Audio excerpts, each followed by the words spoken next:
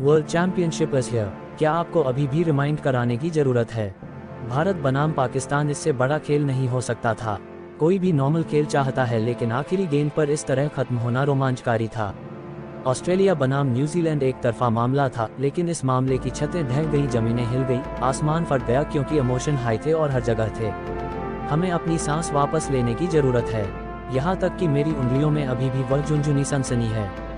आगे इस खेल के बारे में और डिस्कस करेंगे, उससे पहले 2007 से 2021 तक की एक छोटी सी झलक। तो आज का मैच देखने लायक था ब्रो। एक उलटफेर भरी पारी के अंत में पाकिस्तान ने भारत को 160 रन का लक्ष्य दिया। उस पारी में कई अलग अलग चरणों में दोनों पक्षों के व्यापारिक झटके भारतीय तेज गेंदबाजों के शानदार स्पेल से शुरू हुए।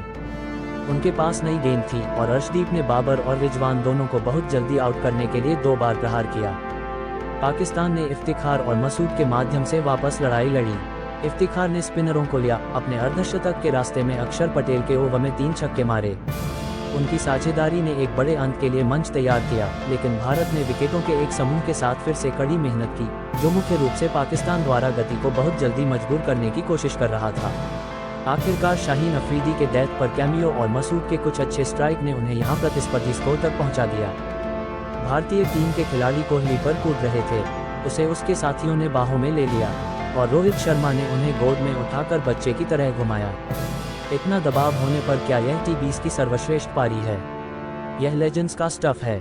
यह पुराने कथाओं और साउथ सिनेमा के स्क्रिप्ट में होता है, जब हीरो दिन बचाने के लिए कहीं से आता है और सबके छक्के छुड़ा देता है। What a man, what A legend. Kohli की आंखों में आंसू आ गए। भारत खत्म हो चुका था और 4 विकेट पर 31 रन बनाकर दब गया था। लेकिन कोहली और पंड्या ने कुछ ही ओवर देखे, फिर 10 ओवर के बाद आक्रमण के लिए गए और कुछ ऐतिहासिक लिखने में कामयाब रहे। लेकिन श्रेय पाकिस्तान को जाता है। शुरुआत में उन्हें ललकारा गया, लेकिन दूसरे हाफ में पहले बल्ले के साथ वापस आए और फिर जब गेंद उनके हाथों में थी तो उन्होंने गति पकड़ ली। तेज गेंदबाजों ने गर्मी शुरू की और रोहित और राहुल के पास कोई जवाब नहीं था, इसलिए वे जल्दी आउट हो गए। फिर कोहली ने कमान संभाली और 53 बॉल में 82 रन बनाकर नाबाद रहे। आंखों से पर्दे बहुत जल्दी हट गए। अक्सर वह नहीं कर सका जो नवाज ने एशिया कप में पहले किया था। भारतीय फैंस ने मियादाद की लोक कथाओं को 80 के दशक के अंत में एक छक्के के साथ समाप्त करते हुए सुना है। फिर अफरीदी ने 2014 में ऐसा किया था, लेकिन इस क्लोज चेस में कोहली और पांड्या कुछ असाधारण करने में कामयाब रहे। कोहली पंड्या की साझेदारी ने कड़ी मेहनत की और कोहली 4 बार लंबी फेंसेस को पार करने में सफल रहे। इनमें से 3 तब आए जब ऐसा लग रहा था कि यह मैच भारत के लिए खत्म हो सकता है। कमेंटेटर्स अभी भी आपस में बात करने के लिए स्ट्रगल कर रहे थे। एक भी सोच स्टेडियम से बाहर नहीं गई। आखिरी 5 ओवर में भारतीयों की धड़कन सिर्फ कोहली को ही चिल्ला रही थी और उन्होंने सुनी कि ऐसा लगता है क्या इस खेल को मार्केट करने का इससे बेहतर तरीका हो सकता है।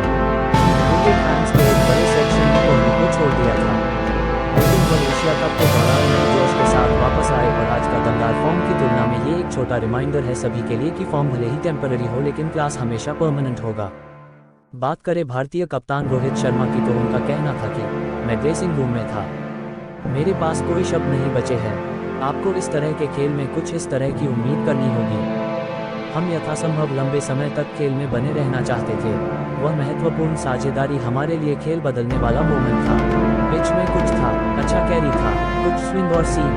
गेंदबाजी के नजरिए से देखना अच्छा है।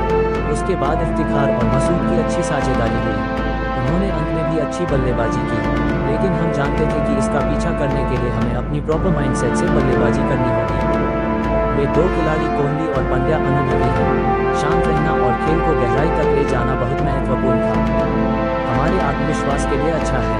इस तरह के मार्ग से बाहर निकलने के लिए हमेशा जरूरी होता है। हम इसे जीतने की स्थिति में नहीं थे। जिस तरह से हमने जीत हासिल की वह हमारे लिए अधिक सुखद है।